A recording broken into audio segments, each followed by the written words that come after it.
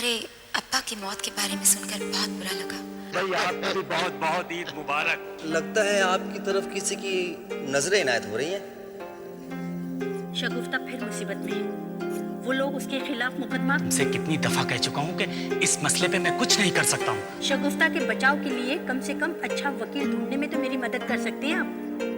मैंने ये case high court में दाखिल किया है और मैं चाहता हूँ इसकी पैरवी आप करें। आखिर मसला क्या है? तुम्हारा निकाह हुए 4 बरस बीत चुके हैं। अब तक शबाना तुम्हें औलाद क्यों नहीं दे सकी? खुदा हमें औलाद दे या न दे, लेकिन मैं तुमसे वादा करता हूँ, मैं तुम्हें इसी तरह मरते दम तक चाहूंगा। अकबर समझता है कि उसके वालिद सोहेल सिद्दीकी का कत्ल मैंने किया है। उसने मुकदमा मुझ पर दायर किया है।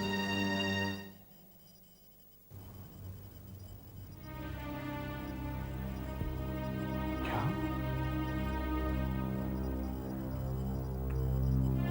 इसका मतलब ये है कि सोहेल सिद्दीकी के कत्ल का इल्जाम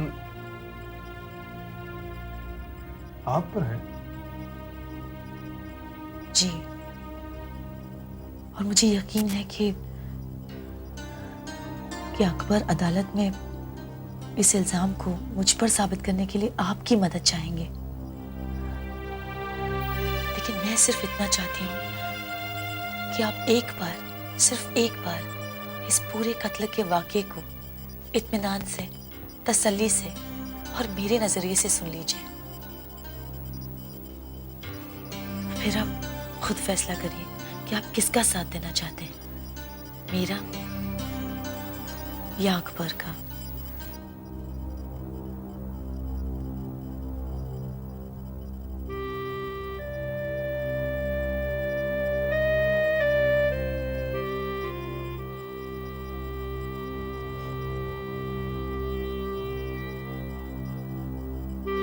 ठीक है, मैं आपकी कहानी, आपकी ज़बानी सुनने के लिए तैयार हूं। But first of all please relax. क्या लेना पसंद करेंगे आप, चाय या ठंडा? कुछ नहीं, शुक्रिया।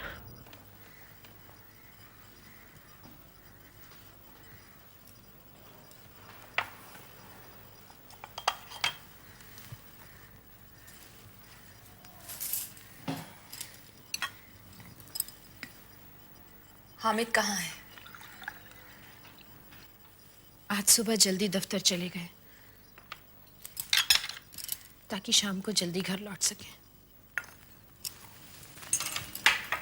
लखनऊ से मेरे अचानक यहाँ आ जाने से तुम बहुत परेशान होंगी, है ना? जानती हो मैं यहाँ क्यों आई हूँ? क्योंकि मेरे सब्र की इंतहा हो चुकी है। हामिद से तुम्हारा निकाह हुए 4 बरस बीत चुके हैं। अब तक तुम उसे औलाद नहीं दे सकी। क्यों? क्या चाहती है तू? दादी बनने की ख्वाहिश दिल में लिए ही मैं कब्र में चली जाऊं? अम्मी, क्या मेरी ख्वाहिश नहीं है मां बनने की? महज ख्वाहिश रखने से कुछ नहीं होता, काबिलियत भी होनी चाहिए। कमजोरी तुझी में है, मैं जानती हूं।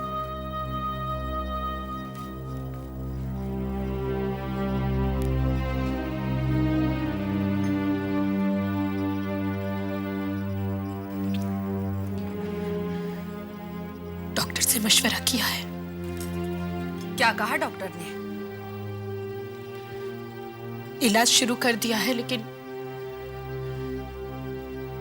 उसने ऐसा कोई श्योर नहीं कहा कि इलाज से।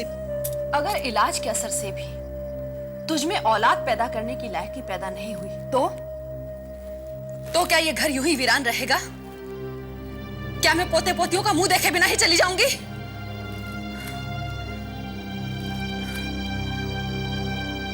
मैं अब और इंतजार नहीं कर सकती।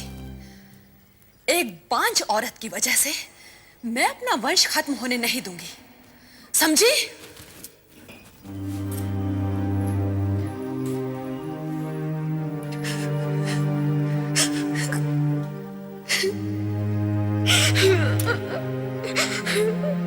मेम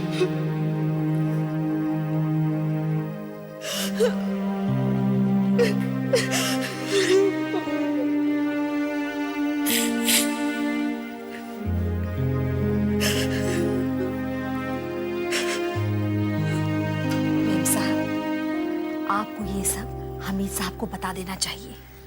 अम्मी साहब के सामने तो आपसे बड़े प्यार से पेश आती है, लेकिन उनकी पीठ पीछे आपका जीना हराम कर देती है। अम्मी की असलियत साहब को पता चलनी ही चाहिए।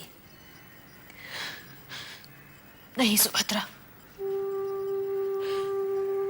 तुम्हें अम्मी की बातों का ख्याल करने की जरूरत नहीं, और साहब से तो भूल कर भी तुम इन सब बातों का जिक्र मत करना। लेकिन क्यों मेम साहब? क्योंकि कोई भी बेटा अपनी माँ के खिलाफ किसी के भी मुंह से एक भी लफ्ज नहीं सुन सकता। लेकिन साहब तो आपको दिलो जान से चाहते हैं। जानती हूँ, लेकिन अपनी अम्मी की वो इबादत करते हैं।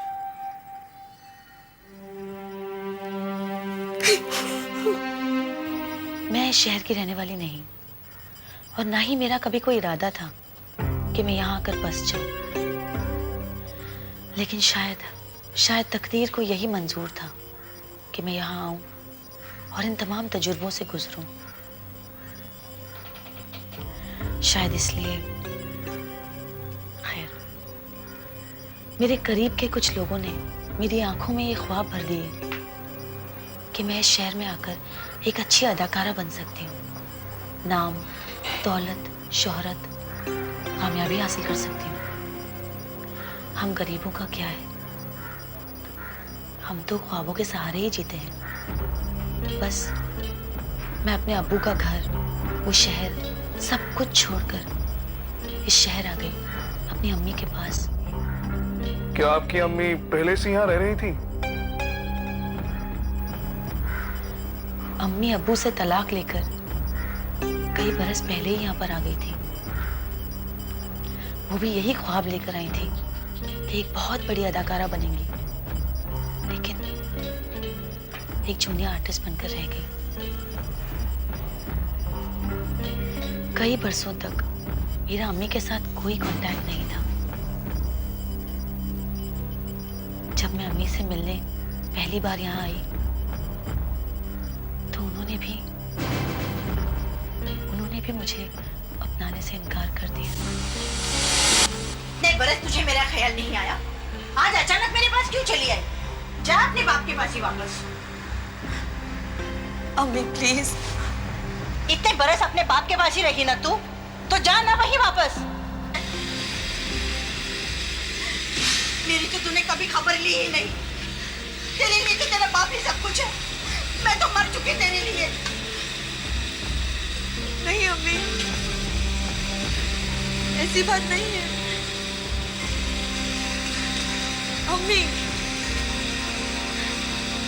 अम्मी जब आप और अब्बू अलग हुए तो मैं कितने बरस की थी?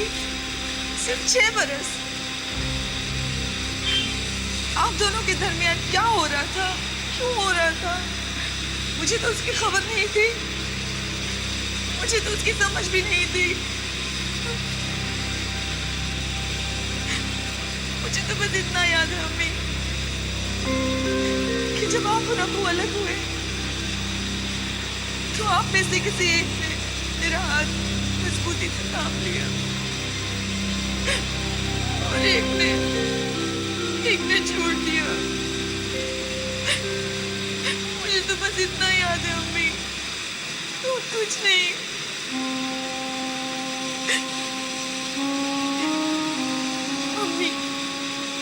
अम्मी मैं जितने बरस आपसे दूर रही हूँ मुझे आपकी कमी महसूस हुई।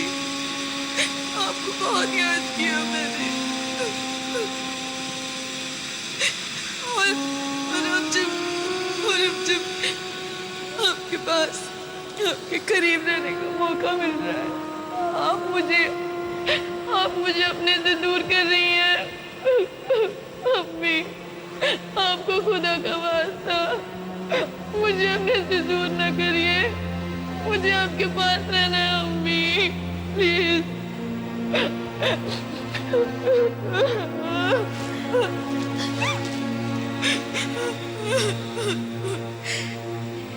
घर में अकेली मैं तुझे देखने के लिए, तुझे अपनी बाहों में लेने के लिए तड़प रही थी बच्ची। अब मुझे अकेली छोड़कर कभी मत जाना, कभी मुझे छोड़कर मत जाना। नहीं अम्मी। फिर इस शहर में मेरी जिंदगी का एक नया सफर शुरू हुआ। अम्मी को भी यकीन था कि फिल्मों में मुझे खूब कामयाबी मिलेगी। फिर मेरी मुलाकात इमरान नाम के एक शख्स से हुई। वो भी फिल्मों में छोटे मोटे रोल करके अपना गुजारा किया करता था। इमरान मुझे बड़े बड़े प्रोड्यूसर्स से मिलवाने वाला था। वो मुझे यकीन दिलाता रहा कि वो हर छोटे बड़े प्रोड्यूसर को मेरी तस्वीरें देता था, लेकिन फिर भी कोई भी प्रोड्यूसर मुझे हीरोइन का रोल देने को तैयार ही नहीं था। इमरान, आखिर मुझ में क्या कमी है? क्यों एक भी प्रोड्यूसर मुझे हीरोइन का रोल देने को तैयार ही नहीं? ये कहना बहुत मुश्किल है शगुफ्ता। आसान लफ्जों में इतना समझ लो कि शायद तुम फिल्मों में काम करने के लिए बनी ही नहीं। इमरान, तुम्हें ऐसा लगता है? शगुफ्ता, तुम हीरोइन क्यों बनना चाहती हो? क्यों फिल्म में आना चाहती हो? इमरान, मैं गुर्बत और गरीबी की जिंदगी से आजिज़ आ चुकी हूँ। मैं तकलीफों के उस तंग दायरे से बाहर निकलना चाहती हूँ, जिंदगी के लुत्फ उठाना चाहती हूँ। उसका एक और बेहतर तरीका है, किसी अच्छे से इंसान से निकाह कर लो, तुम्हारी सारी जरूरियात खुद ब खुद पूरी हो जाएंगी। ये तुम क्या कह रहे हो इमरान? तुम अच्छी तरह से जानते हो मेरी तमन्नाओं, मेरे ख्वाबों की मंजिल शादी नहीं है। शगुफ्ता, तुम्हें शायद इस बात का एहसास नहीं है कि एक बहुत बड़ी हीरोइन बनने से कहीं ज्यादा सुकून इस बात में है कि तुम शादी करके घर बसा लो। देखो, मेरे पास बहुत सारी दौलत तो नहीं है, लेकिन हाँ, खुद पे यकीन बहुत है मुझे। मैं तुम्हारी सारी जरूरियात पूरी कर सकता हूँ। मैं तुम्हें जिंदगी की हर खुशी दे सकता हूँ शगुफ्ता। शगुफ्ता, मैं तुमसे शादी करना चाहता हूँ। मैं तुम्हें चाहता हूँ। तुम इतने खुदगर्ज हो गए, ये मैंने कभी सोचा भी नहीं था। इतने दिनों तक तुम मुझे बेवकूफ बना रहे हो। तुमने मेरी एक भी तस्वीर किसी भी प्रोड्यूसर को नहीं दिखाई, है ना? सिर्फ इसलिए कि तुम मुझसे निकाह कर सको। और मैं अपने आप को नाकामयाब मानकर तुम्हारे साथ अपना घर बसा लूं? हरगिज नहीं, हरगिज नहीं इमरान। अपनी ये मनहूस शक्ल दोबारा मेरे सामने मत लाना, समझे? हाँ।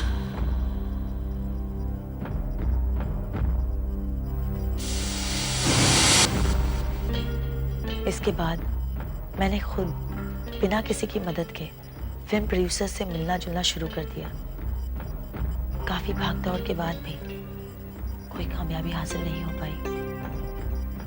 फिर एक दिन अम्मी की एक दोस्त के जरिए मेरी फिल्म प्रोड्यूसर सोहेल सिद्दीकी के साथ मुलाकात तय हो गई।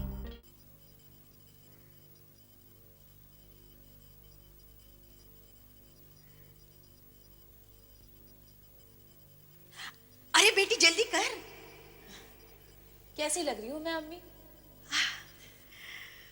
अल्लाह तुझे बुरी नजर से बचाए। बिल्कुल जन्नत की परी लग रही है तू।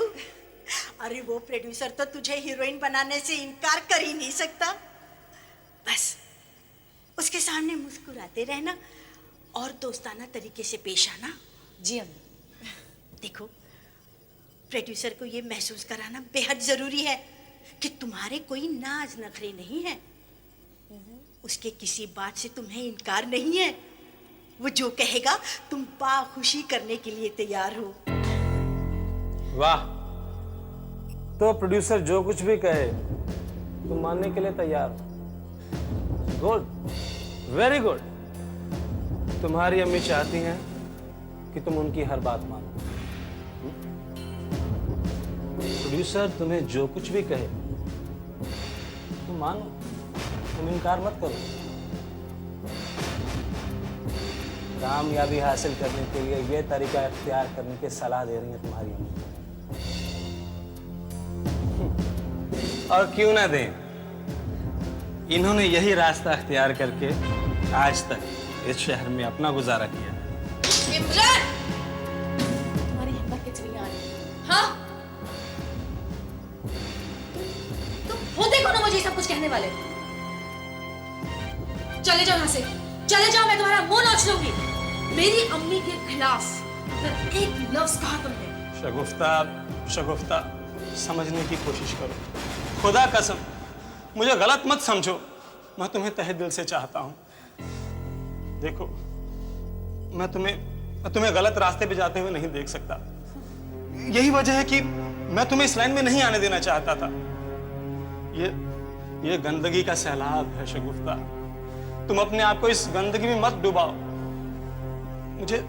मुझे समझने की कोशिश करो, मुझे तुम्हारी फिक्र है।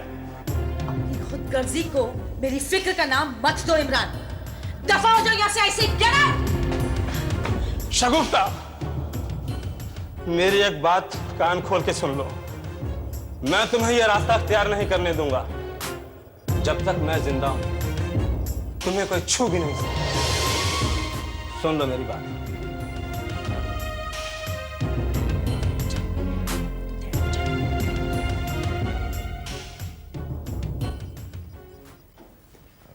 आइए सर।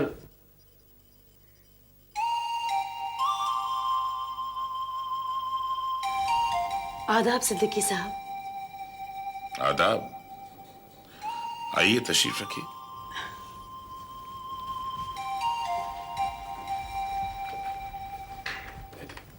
शुक्रिया। सर मैं घर जा सकता हूँ? अगर तुम्हारा काम खत्म हो गया हो तो चले जाओ और बाहर का दरवाजा खुला छोड़ दो। जी सर, शुक्रिया। खुदा हाफिज। खुदा हाफिज।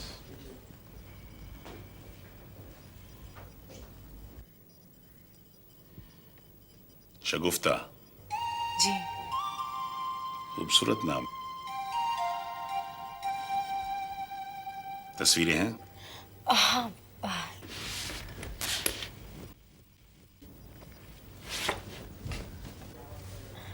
ये लीजिए।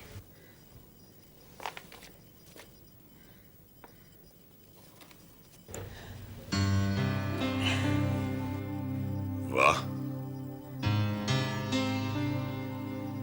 माशाल्लाह,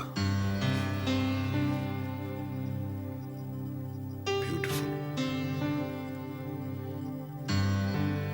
बहुत खूबसूरत। शुक्रिया।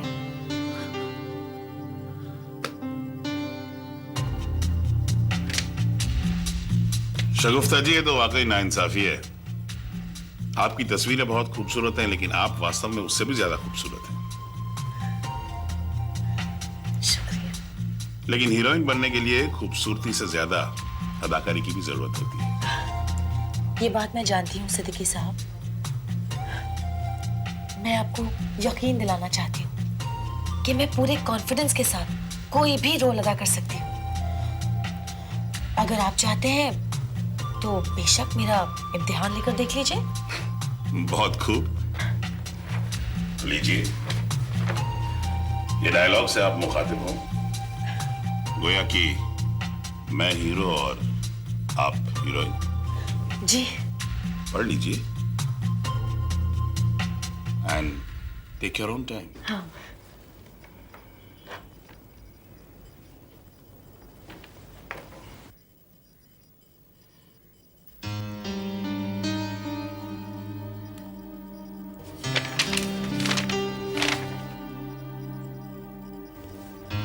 मैं तैयार हूँ सर।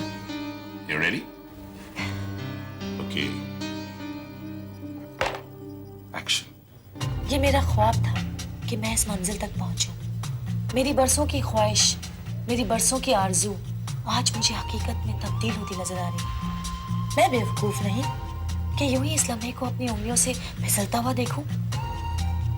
मैं आपकी खातिर, सिर्फ आपकी खातिर कुछ भी कर सकती हूँ, कुछ भी।